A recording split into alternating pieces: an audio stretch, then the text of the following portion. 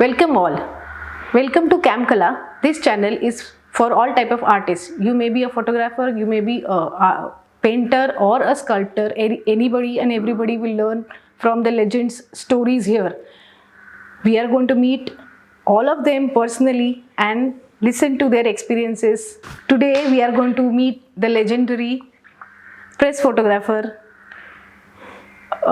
He's been in this field for more than 3 decades.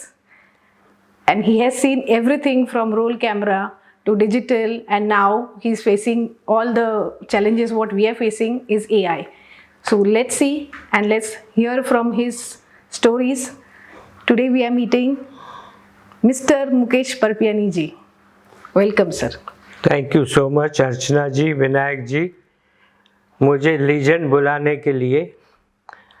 मैं तो पहले आपके सवालों के जवाब देने से आपको ये बता दूं कि जो प्रेस फोटोग्राफी की इरा थी वो सब 50-60s की इरा थी। उसके बाद जो डाइवर्शन आया कि फोटोग्राफर खुद जर्नलिस्ट बनने लगे। ओके। और then we are called photo journalist.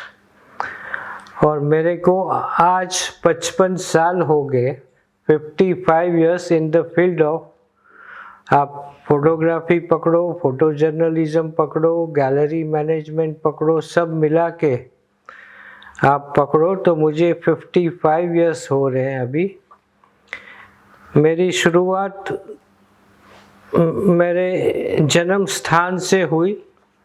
हमारा शहर था भावनगर, जो बॉम्बे स्टेट के अंदर आता था। गुजरात महाराष्ट्र बाद में हुआ, मगर तभी बॉम्बे स्टेट था। वहाँ पे भावनगर में हुआ। 1960s के बाद हम बॉम्बे आ गए। फिर बॉम्बे में भी स्कूलिंग चालू रहा, स्कूलिंग करते रहे, मगर तभी कोई फोटोग्राफी से टच नहीं था। बाद में उन दिनों एसएससी होता था। एसएससी के बाद फर्स्ट ईयर किया, क्योंकि मार्क्स अच्छे नहीं मिले तो टेक्निकल या इंजीनियरिंग साइड नहीं जा पाया, आर्ट्स करना पड़ा। आर्ट्स के बाद बोले क्या करें, आर्ट्स में भी कुछ सक्सेस नहीं मिला, तो किसी ने सजेस्ट किया कि इंडो अमेरिकन सोसाइटी में फोटोग्राफी क्लासेस है, तुम्हारा बचपन का बैकग्राउंड फोटोग्राफी का है, तो आप इंडो अमेरिकन सोसाइटी में फोटोग्राफी कोर्सेज करिए। आप वहाँ प्रोफेसर पिल्लई क्लासेस चलाते थे। वो 10 संडेज का एक बैच, 10 संडेज का, फिर दूसरा डेवलपिंग केमिकल का बैच, फिर पोर्ट्रेचर का बैच, बाद में फिर कंपोजिशन का बैच, ऐसे अलग अलग बैच करके किया। फिर बोले अभी कैसे करें, तो एक यशी का 124 कैमरा खरीदा। 124G, बिकॉज रोली कोड सब बहुत महंगे थे। एक मेकाब्लिट्ज फ्लैश लिया और फंक्शन इवेंट्स फोटोग्राफी करने लगा। वहाँ से फिर वेडिंग में गया, वेडिंग्स किया, घर में डार्क रूम सेटअप किया, फिल्म रोल प्रोसेस करते थे, ऐसे वैलेट्स में डालते थे नेगेटिव्स।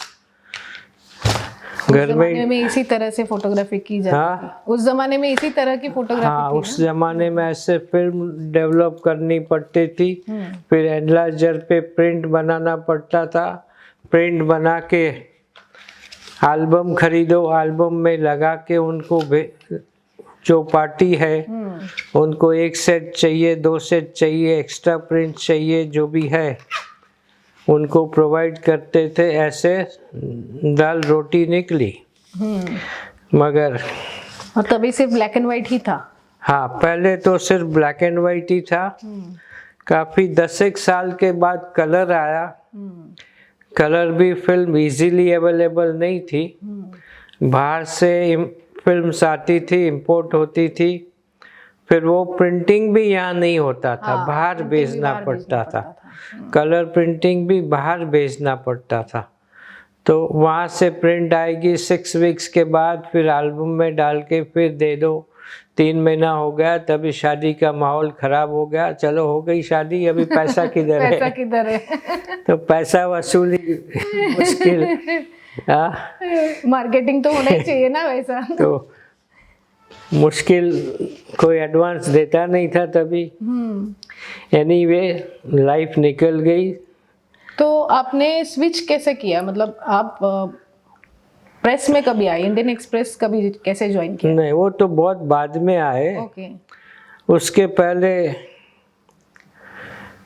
क्या हुआ कि शादी इवेंट फंक्शन तो सीजन में रहते थे, बाकी टाइम क्या करें।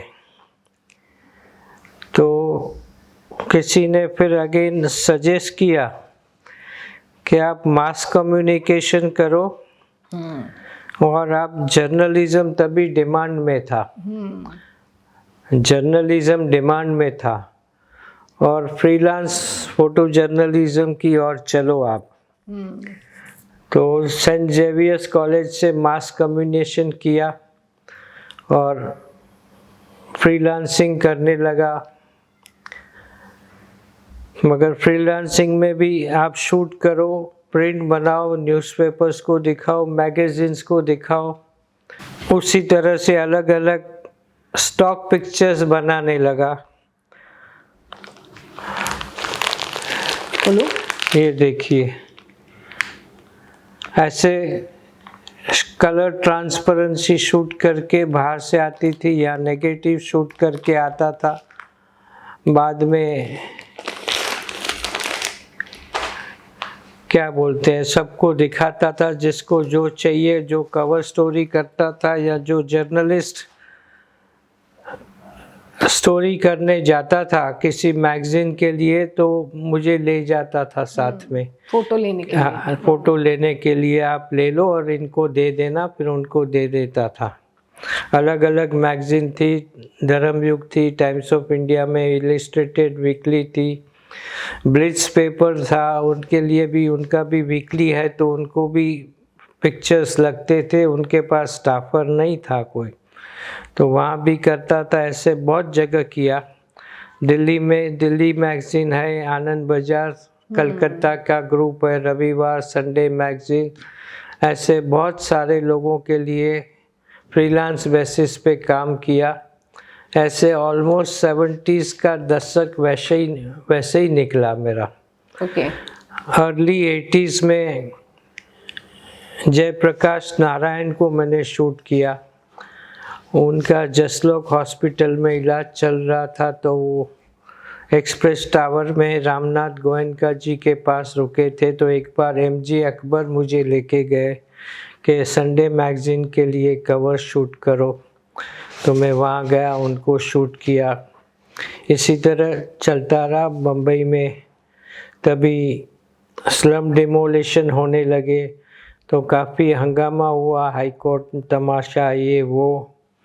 सोशल एक्टिविस्ट्स ने अपोज किया कि मॉनसून में कैसे कर सकते हो। तो तभी कभी वो पिक्चर्स को मुझे बहुत सक्सेस मिला। स्टोरीज़ भी ऑल ओवर छपी, तो मेरे पिक्चर्स सब जगह जा रहे थे। वहाँ से करते करते ब्लिट्स के लिए काम करा। द डेली उसका नाम था, द डेली बुलडॉग। तो डेली न्यूज़पेपर में मेरे साथ ज्वाइन है जाओ। मैं एक और बंदा है फिरोज़ मिस्त्री, जो आजकल अमेरिका में है। दोनों ने हम बॉम्बे को शूट करना चालू कर दिया, फंक्शन इवेंट्स।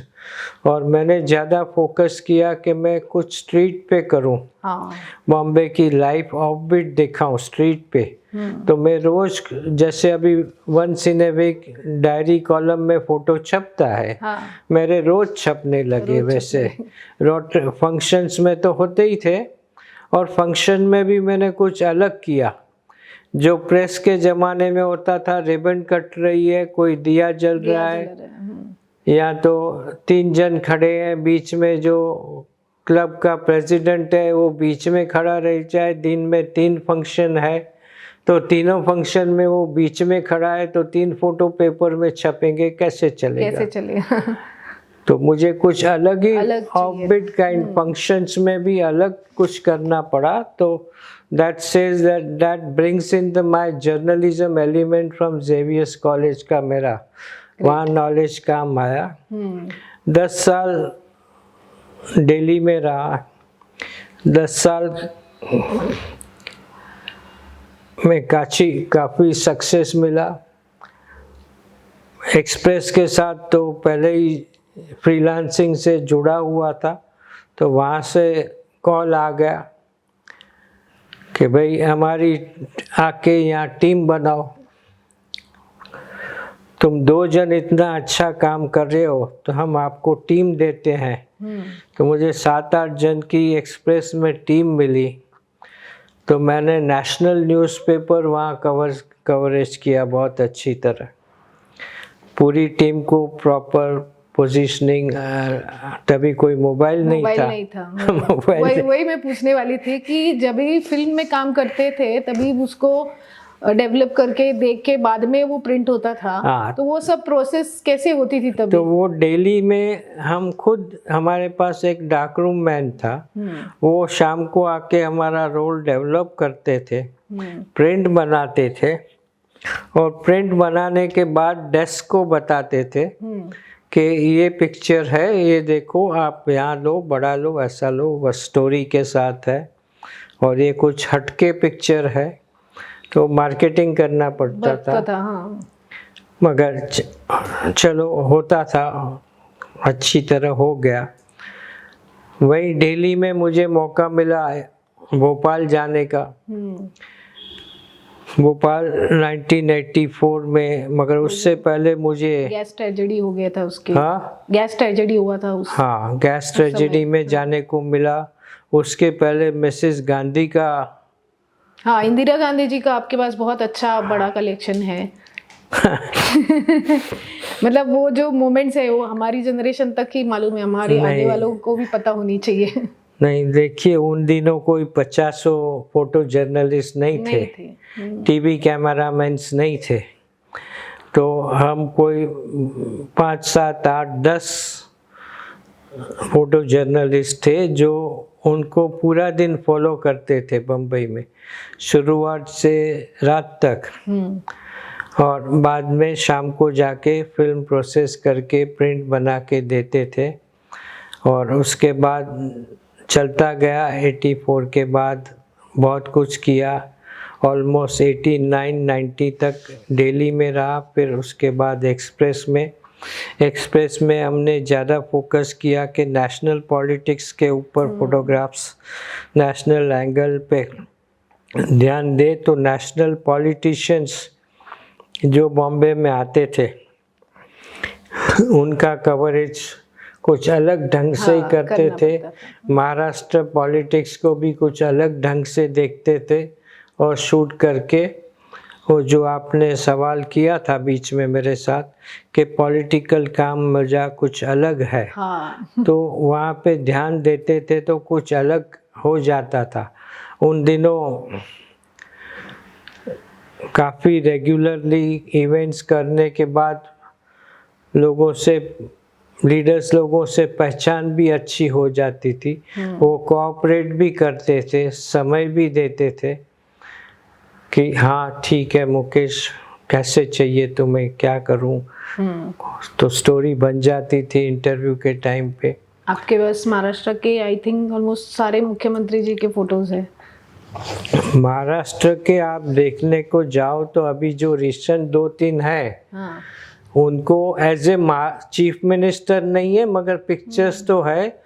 और उसके पहले जब भी मेरे स्कूल टाइम पे वसंतराव नायक थे और वाई.बी. चौहान थे, तो वाई.बी. चौहान एज ए सीएम नहीं है मगर एज ए डिफेंस मिनिस्टर तो है ही। उसी तरह महाराष्ट्र के सब ऑलमोस्ट 2-3 गवर्नर छोड़ के सबके पिक्चर्स मेरे पास हैं। तो वो टाइम था एक्सप्रेस में नेशनल न्यूज़ कवरेज चलता था। उसके बाद जैसे हो जाता है, देखो मैं एक 8-9 साल होता है तो एक चक्कर आता है, सर्कल पूरा हो जाता है कि नहीं अभी यहाँ बहुत हो गया, चलो कहीं कुछ अलग करना अलग करते चाहिए, हैं, हाँ। कुछ अलग करना चाहिए। हाँ, तो ऐसे महाराष्ट्र पॉलिटिक्स से लेके, और तभी तभी थोड़ा ये पॉलिटिकल एंगल से भी मीडिया साइड में जा रही जा रहा थी, था। सेलिब्रिटी की टाइप जा रही थी। तो फिर वहाँ मिड डे से बुलावा आया। जिस तरह डेली में लोग मेरा काम देखते रहे, वैसे एक्सप्रेस का भी काम बम्बई के सब जर्नलिस्ट देखते थे, पेपर तो सब जगह आता था उन दिनों। कोई ऐसा इतना ऑल टीवी चैनल का ये सब न्यूज चैनल्स इतने नहीं थे जैसे कि अभी है। उतना दबदबा नहीं है, .com नहीं था, ये नहीं था, वो नहीं था। तो अच्छी तरह सब हर कोई देखता था। मैं सुबह को 10 न्यूज़पेपर लेता था, इंग्लिश, हिंदी, मराठी, गुजराती, कि कहाँ से मुझे कोई पॉइंट मिल जाए और मैं किसी फोटोग्राफर को भेजूं उधर और मुझे अच्छा न्यूज़ कवरेज मिले। इसी तरह मेरी, और वो भी क्या सुबह ही करना पड़ता था, क्योंकि मोबाइल तो था नहीं। तो लैंडलाइन पे बता देना था कि तू आज इस पे ये काम पे लगे रहना भाई। हाँ, और बीच बीच में बताते रहना। इसी तरह एक्सप्रेस चला। एक्सप्रेस के टाइम पे मोबाइल आया, 1 मिनट का 12 रुपया। उस जमाने में ऐसे ही था। वैसे चलता गया। फिर काफ़ी टाइम एक्सप्रेस में भी डार्करूम था, डार्करूम में थे, अच्छी टीम बनी, उधर अच्छी तरह काम किया। बाद में एक्सप्रेस के एंड में अराउंड 90s के आसपास स्लोली डिजिटल आना शुरू हुआ 1 मेगापिक्सल से। तो अभी 1 मेगापिक्सल वो भी कैमरा में फ्लॉपी थी। तो फ्लॉपी में क्या 8 या 10 पिक्चर, फिर आप लैपटॉप में डालो। नेट भी उतना फास्ट नहीं था, स्लो था। तो वो डिजिटलाइजेशन का प्रोसेस लेट 90s में चालू हो गया, 2000 के आसपास। बाद में बहुत फास्ट ग्रोथ हो गया। बेटर फोटोग्राफी मैगजीन के काफ़ी एनुअल कंपटीशन में कैमरा जीत के दिया टीम को। तभी आई थिंक निकॉन का 80 नंबर कोई कैमरा था। वो काफ़ी लोगों ने, मिड डे की टीम ने 4-5 तो जीता। फिर कैलेंडर में, बॉम्बे के प्रेस क्लब कैलेंडर में काफ़ी सक्सेस मिला। उसके बाद जो भी फोटोग्राफी मैगजीन्स होती थी उसमें काफ़ी फीचर्स छपे। फिर इंडियन एक्सप्रेस की तरफ से एक एग्जीबिशन NCPA के पिरामल आर्ट गैलरी में किया कि ये साल का 90 का best picture of Indian express team. 90 में किया, फिर 91 में भी किया। इंडियन एक्सप्रेस में अच्छी तरह एग्जीबिशन को, कवरेज को, मीडिया में एक्सपोजर मिला, अच्छी तरह उन्होंने प्रमोट किया। और ये एग्जीबिशन का प्रमोशन सिर्फ बॉम्बे इंडियन एक्सप्रेस, लोकसत्ता, जनसत्ता, समकालीन में नहीं हुआ, मगर इंडियन एक्सप्रेस के 17 ब्रांचेस में, ऑल ओवर इंडिया हो गया, ऑल ओवर। अच्छा, और बम्बई का भी जो फोटोग्राफर कवरेज करते थे वो सब जगह जाता था। फोटोज रेडियो फोटो से, तभी पहले तो रेडियो फोटो, फिर ट्रांसमीटर से भेजते थे। बाद में स्लोली ईमेल आया तो ईमेल से जाता था। ऐसे बहुत इम्पोर्टेंट इवेंट्स कवर किए। 92, 93 इंडियन एक्सप्रेस में इम्पोर्टेंट हुआ कि बाबरी मस्जिद, 92, 93, 92 राइट्स, राम मंदिर। बम्बई में बैठे जो अयोध्या में बाबरी मस्जिद का डिमोलिशन हुआ, मेरी नेटवर्किंग की वजह से वो फोटो रात को सेम डे मेरे पास आ गया। Very good. मेरे पास आ गया और बाकी के लोग अयोध्या से दिल्ली नहीं पहुंच पाए, राइट्स की वजह से, ट्रांसपोर्ट की डिफ़िकल्टी वजह से मगर मेरे पास अयोध्या से फ़ोटो बॉम्बे आ गया और वो फ़ोटो फिर बॉम्बे से मैंने सब सेंटर्स को भेजा इंक्लूडिंग दिल्ली। ओके। चलो ऊपर वाले की कृपा से काम चलते गया। 93 रायट शूट्स किया, वो तो एक्सप्रेस टावर के बाजू में एयर इंडिया में पटाखा हुआ तो कड़ाक आवाज़ आ गया हमारे एडिटोरियल ऑफिस में, उतर के नीचे गए, शूट किया, तभी न्यूज़ आते गया कि अभी यहाँ हुआ, अभी यहाँ हुआ, वहाँ हुआ, तो भगाना पड़ा। एक तो अच्छा था कि ऑलमोस्ट सब लोगों के पास बाइक थी। तो बाइक लेके सब जगह भागे। अच्छी तरह कवरेज बॉम्ब ब्लास्ट का भी हुआ, फॉलोअप भी करते रहे रेगुलरली, और इतना रिस्क होके भी वो कवरेज होता रहा। सबने अपनी लाइफ का रिस्क लिया ना फोटो के लिए। भाई आप देखो, एयर इंडिया के ऊपर लोग बाहर भाग रहे हैं और हम अंदर जाके कैमरा लेके जा रहे हैं, तो कुछ भी हो सकता है वहाँ पे। ऐसे तो नहीं कि 15 मिनट के बाद हम गए, 2, 3, 4, 5 मिनट में एक्सप्रेस टावर और Air India building, we were there on the first floor से ग्राउंड फ्लोर जाना। अच्छी तरह कवरेज किया, चलता रहा जर्नी। वो ईरा था, वो फोटो जर्नलिज्म का ईरा था, 80s 90s का जो था, पीक था फोटो जर्नलिज्म का।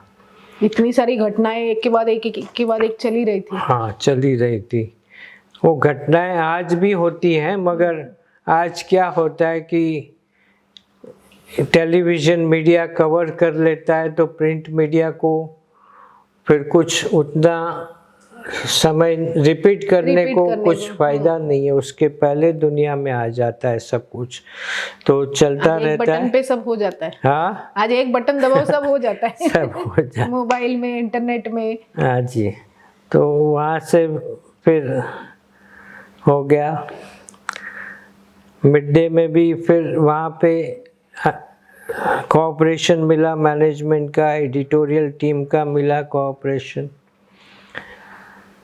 इक्विपमेंट मिले अच्छे, कलर प्रोसेसिंग फैसिलिटी आ गई। वो तो ठीक है, उन्होंने ऑलरेडी स्टार्ट किया था, मगर स्लोली हमने डिजिटल की तरफ स्विच करना चालू कर दिया।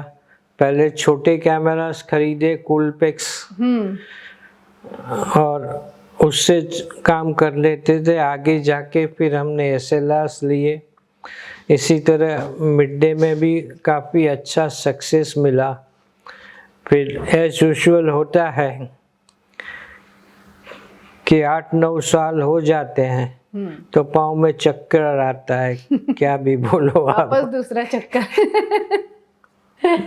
चक्कर आता है कि अभी कुछ नया करें। तो आप वहाँ से शिफ्ट हो गए गैलरीज और ये सब क्यूरेटिंग करने। हाँ, मिड डे के बाद, मिड डे में क्या था कि एक 58 इयर्स में आपको रिटायर होना है, तो ठीक है, कोई बात नहीं, रिटायर हो जाते।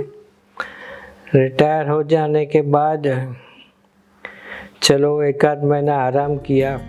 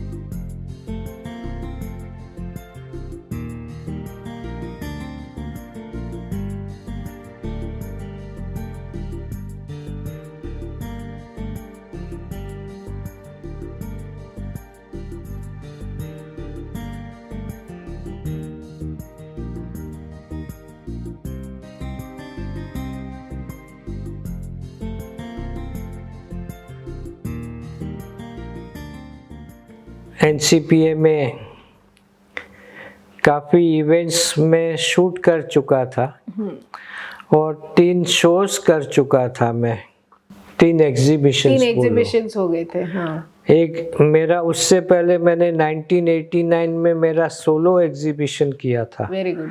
और 90 और 91 में इंडियन एक्सप्रेस का ग्रुप एग्जीबिशन किया।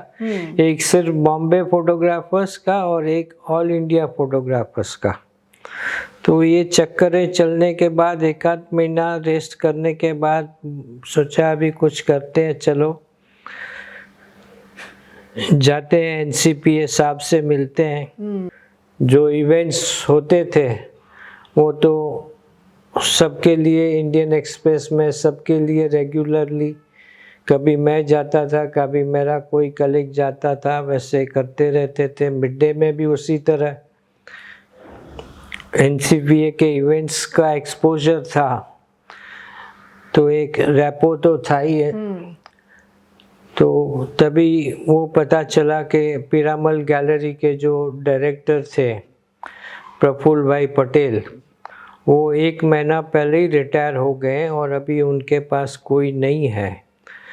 तो उन्होंने बोला आ जाओ, कल से आ जाओ, गैलरी संभालो, तुमने पहले ही शो किया था उधर, तुमने पहले शो किया, आके गैलरी संभालो, देखो लोगों से मिलवाया। सब वर्टिकल हेड्स जो है dance, drama, theatre, music, western music, symphony, Austric head से सबसे मिलाया गया और उनके इवेंट्स कवर करने के लिए 2 जन को मैंने हायर कर लिया, प्लस गैलरी संभालना शुरू कर दिया। इस तरह चलता गया, जर्नी एनसीपीए की भी चलती गई। वहाँ भी 8-9 साल हो गए। क्या करें, अभी हर 10 साल में एक नया कुछ करते गए। लेकिन आपको किस चीज़ में ज़्यादा रुचि थी? मतलब आपको जर्नलिज्म में भी पॉलिटिकल काम करने में मज़ा आता था कि सेलिब्रिटीज़ के साथ काम करने में मज़ा आता था? कैसा था तभी माहौल?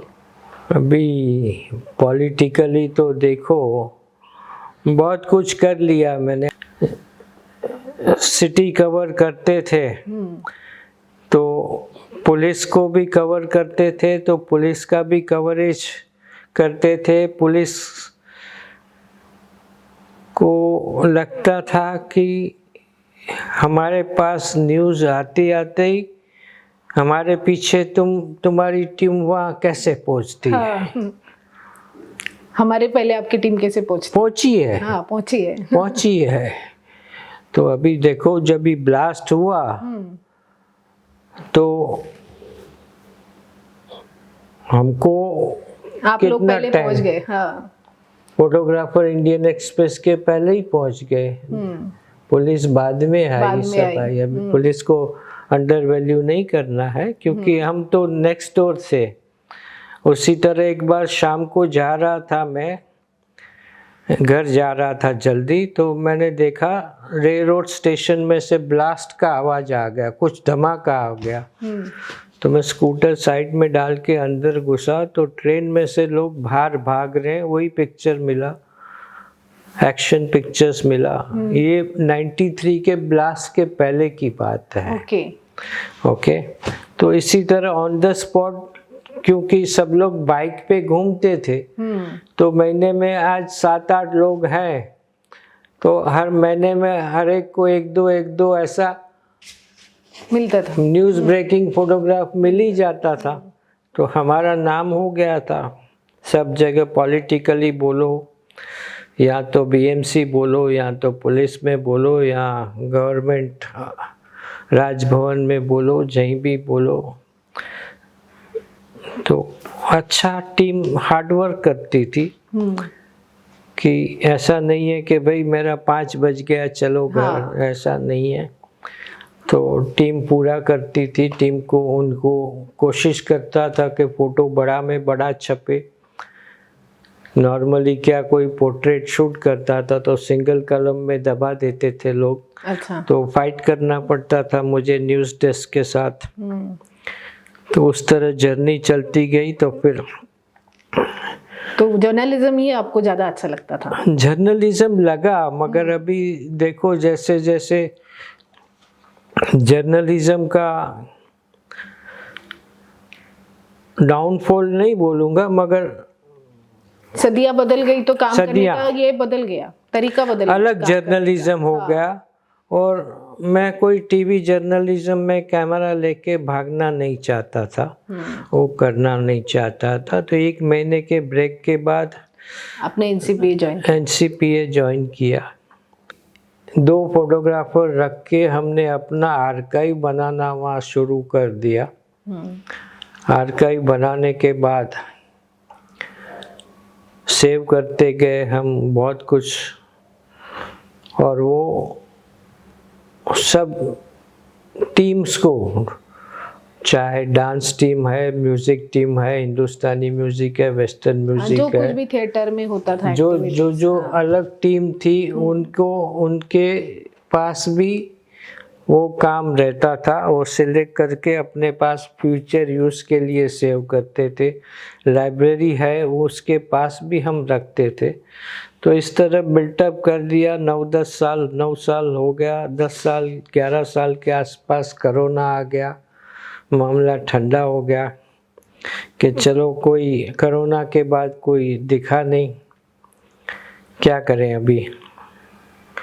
मगर कोशिश किया कि कुछ अलग करने का। चेयरमैन सर से फ्रीक्वेंटली एवरी वीक मीटिंग होता था, बात होती थी। एक अच्छा है कि उन्होंने मुझे गैलरी चलाने को पूरा फ्रीडम दिया था। मगर अभी क्या होगा, जैसे प्रिंट मीडिया में ये आ गया, एक ट्रांजिशन आ गया। सेलिब्रिटीज फोटो, न्यूज़ कम, सेलिब्रिटी प्रोमिनेंस ज़्यादा। तो उस तरह से फिर उसी तरह यहाँ गैलरी में भी एक ज़माना था जब एनसीपीए ऑलमोस्ट 10 साल तक गैलरी फोटोग्राफरों को फ्री दिया जाता था। ओके। एक वेटिंग लिस्ट रहती थी, उनके पोर्टफोलियो का काम देखते थे प्रफुल्ल भाई एनसीपीए बॉसेस के साथ, और बाद में गैलरी अलॉट की जाती थी 10-12 दिन free of cost. Frames provide किए जाते थे, आप सिर्फ प्रिंट बनाओ और लगाओ, एग्जीबिशन करो और बाद में प्रिंट ले जाओ। वो ज़माना था। मगर टाइम आते आते नॉमिनल चार्ज करना पड़ा, और ठीक है उस तरह से चार्ज करते गए। Once upon a time it was Asia's finest and first photography gallery Praful भाई के टाइम। बाद में तो बहुत सारी गैलरीज आ गई और चलता रहा। फिर 2-3 बार मैंने बोला कि सर मैं अभी छोड़ना चाहता हूँ, क्योंकि तभी ऐसे लग रहा था कि मुझे बॉम्बे को फिर से डॉक्यूमेंट करना चाहिए। अलग हो गया था बॉम्बे का बॉम्बे माहौल। बहुत चेंज हो गया। बहुत अलग हो गया बॉम्बे। नहीं तो वो तुम वीकेंड पे करो, ऐसा करो वैसा करो, मुझे जाने नहीं दिया। काफ़ी टाइम चला। फिर क्या है, मैं खारघर से अप डाउन करना बड़ा मुश्किल था, क्योंकि कोरोना के बाद ट्रैफिक बहुत हो गया। फिर लास्ट ईयर अहमदाबाद गया, बीमार पड़ गया उधर।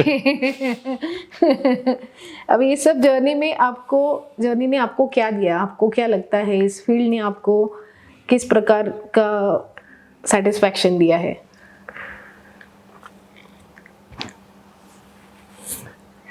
Satisfaction in what respects? मतलब आपको इतने सारे लोगों के साथ बातें करने का, उनके फोटोज लेने का, ये जो मौका मिला है इनकी वजह से, जिसकी वजह से हम बोलते हैं ना हमारा लाइफ बहुत एनरिच हो गया।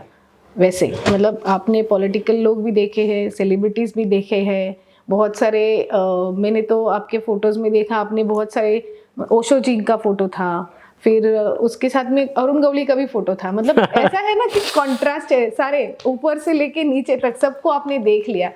तो आपको आपका जीवन इतना परिपूर्ण हो गया है, तो आपको इस अभी टर्न पे क्या आपने लगता दो नाम लिए, हाँ, दो नाम लिए आपने, एक ओशो और एक गवली। गवली।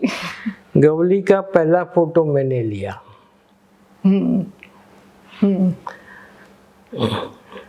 जब भी उसको आगरीपाड़ा पुलिस स्टेशन ने पकड़ा तो पहले तो रूम में बंद कर दिया, तो मैं कंपाउंड में बैठ गया पुलिस स्टेशन के। एक कुछ सेंस था इधर पिक्चर बनेगा, हाँ, बैठ गया उधर। और वो काफ़ी अर्ली मॉर्निंग थी, तभी सीनियर पीआई वहाँ पर थे नहीं, तो मैं वहाँ रुका। जब सीनियर पीआई आए तो अरुण गवली को उसके कैबिन से, उसके रूम से निकाल के सीनियर पीआई के कैबिन के पास लेके जा रहे हैं। वो 2 मिनट भी नहीं मिला मेरे को, वो पिक्चर मिला।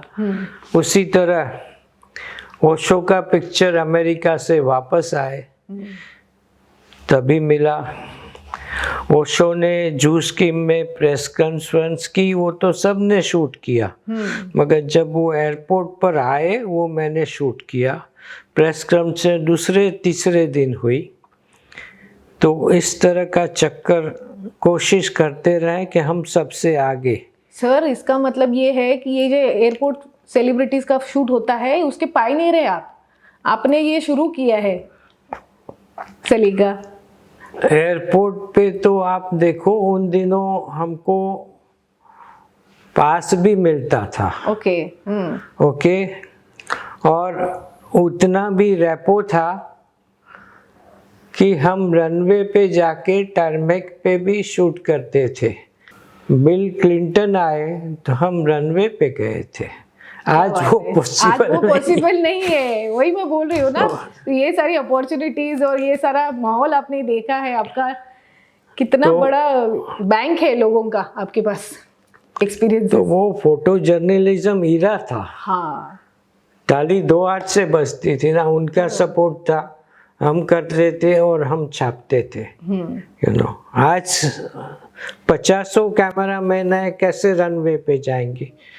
पॉसिबल नहीं है, सच्ची बात है, उनकी भी बात सही है।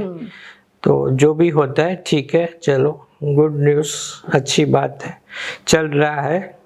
अभी रिटायर हो गए एनसीपीएस से भी। आप बताइए अभी क्या करूं मैं? फिर भी आपने हमें इतना समय दिया, हमारे साथ बात की। नहीं, अभी आप बताइए ना मैं क्या करूं। आप बच्चों को सिखा सकते हैं, नए नए आने वाले लोगों के लिए कुछ सलाह दे सकते हैं। अरे बच्चे मेरे बाप है आज। अच्छा। जिन्होंने मेरी टीम में काम किया है, वो बहुत आगे निकल गए हैं। तो बोल, बच्चे मेरे बाप है आज, मैं किसी को सिखा नहीं सकता। इस फील्ड में आने वाले लोगों को कुछ किसी सलाह को दे सकते सिखा हैं? नहीं सकता हूँ। तो क्योंकि मैं बताऊँ आपको, photography cannot be taught, it has to be learnt with your own efforts and practice and time and energy. आपको टाइम एनर्जी नहीं है तो आप फोटोग्राफी क्या करेंगे? बैठे रहेंगे आप। मैं बैठा हूँ आज।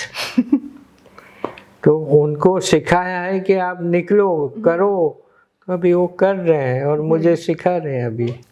ओके, वो एंसेल एडम जी का सेंटेंस है ना, photography increases your awareness level. So awareness level बढ़ाते रहो और काम करते बढ़ रही है सर।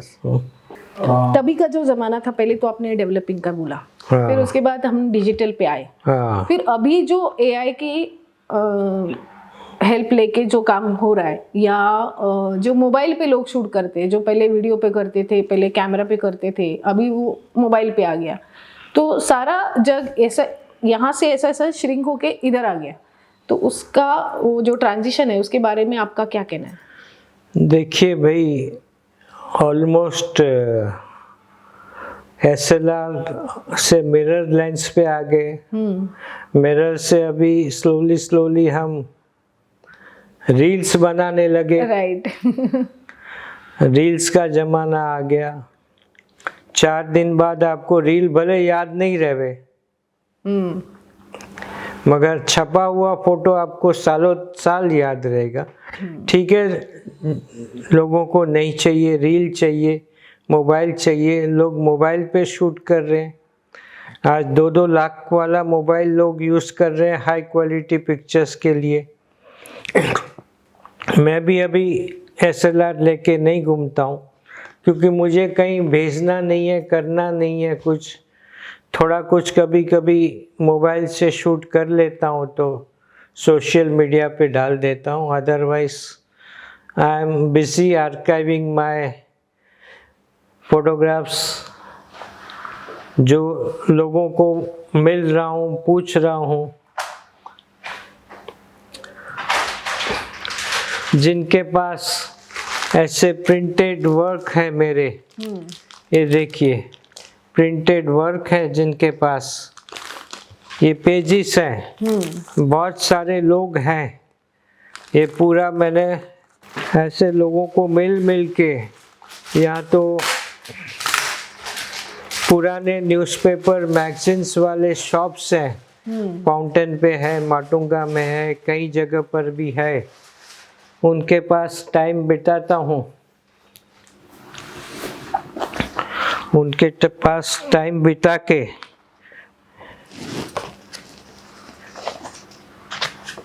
अंतुले से इस तरह मैं कटिंग सेव कर रहा हूँ, मैं प्रिजर्व कर रहा हूँ। This is the history of journalism. हाँ। अभी रिसेंटली जो अहमदाबाद क्रैश हुआ, तभी 80s में भी एक air India crash Bombay airport पे हुआ था। ये तभी का मेरा पिक्चर है, धर्मयुग के फ्रंट पेज पे और अंदर था। जो मैंने रामनाथ गोयनका की बात की, ये उनका संडे मैगजीन में। एक जमाना था टेक्सटाइल स्ट्राइक्स या इंडस्ट्रियल स्ट्राइक्स बहुत सारी हो रही थी, ये तभी का पिक्चर है। ये राजीव गांधी ने जब भी एज ए पायलट रिजाइन किया, और ये उनकी लास्ट दिन का अनाउंसमेंट जिस दिन उन्होंने किया कि मैं रिजाइन कर रहा हूँ एज ए पायलट, और दूसरे दिन से उन्होंने पॉलिटिक्स ज्वाइन किया। ये JRD सर की ये JRD सर, हाँ जी, ये ब्लाइंड क्रिकेट, ब्लाइंड लोगों का क्रिकेट खेलते थे शिवाजी पार्क से, छोटी छोटी टीम थी। ये JRD सर ने जब भी फिर से सेकंड टाइम बॉम्बे से कराची फ्लाई किया,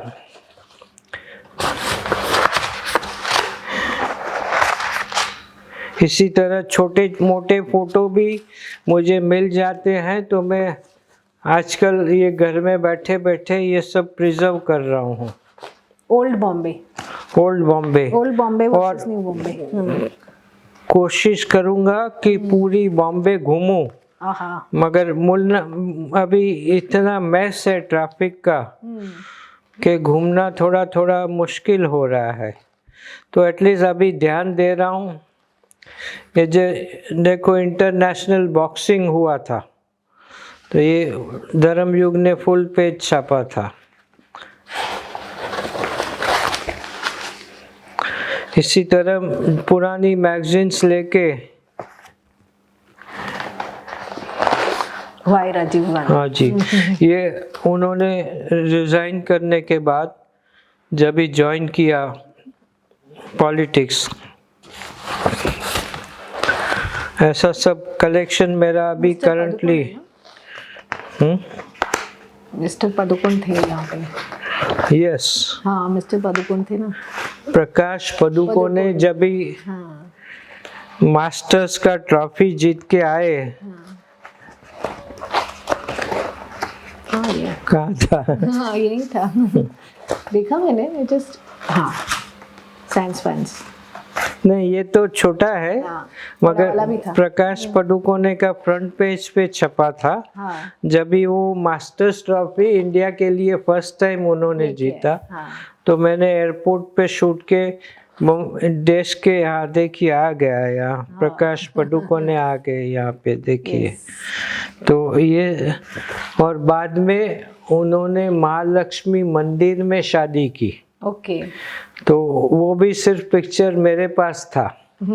उसी तरह गिरीश कर्नाड ने भी महालक्ष्मी मंदिर में शादी की और सिंपल प्लेन मैरिज हुआ था सब। तो वैसे चक्कर चलता गया, अलग अलग कुछ हट करके करने को हो गया। अभी देखो कुछ अलग कर पाता हूँ, कोशिश जारी है मेरी अलग आपका करने बहुत की। अच्छा डॉक्यूमेंटेशन है सर। नहीं, ये तो मैं अभी भी लोगों को रिक्वेस्ट कर रहा हूँ कि आपके पास पड़े हैं क्या? हाँ लोगों के पास है मगर कुछ लोग देना नहीं चाहते हैं। आर्काइव्स है ना ये। हाँ, मुझे चाहिए नहीं, मुझे तो क्या है, खाली स्कैन चाहिए। अभी इलस्ट्रेटेड वीकली ने जिसी तरह धर्म में हो गए, इलस्ट्रेटेड वीकली ने कम से कम मेरे 10 कवर छापे होंगे, प्लस फीचर छापे होंगे। मेरे इलस्ट्रेटेड वीकली बंद होने से पहले की बात है। तो वो अभी ढूंढना बड़ा मुश्किल है। मैंने प्रिजर्व किया था मगर क्या करें कि जगह की इतना सारा हो गया है। नहीं, वो खराब हो गया काफी बार घर में पानी आया, बारिश आया, घर में लीकेज हुआ। बहुत प्रिजर्व किया था, बहुत नेगेटिव भी प्रिजर्व की थी मगर सब खराब हो गई। तो अभी लोगों से ले रहा हूँ, जो दे रहा है ठीक है, स्कैन करके फिर उनको वापस दे देता हूँ। सर थैंक्स अ लॉट, आपने No, I should thank you. Time दिया और I इतनी should सारी thank बातें you. share I should thank you that you came all the way to meet me and do a feature on me. Thank you so much. Thanks a lot. Thank you. देखते रहिए cam कला, like share subscribe for all the artist and people behind the camera. Thank you.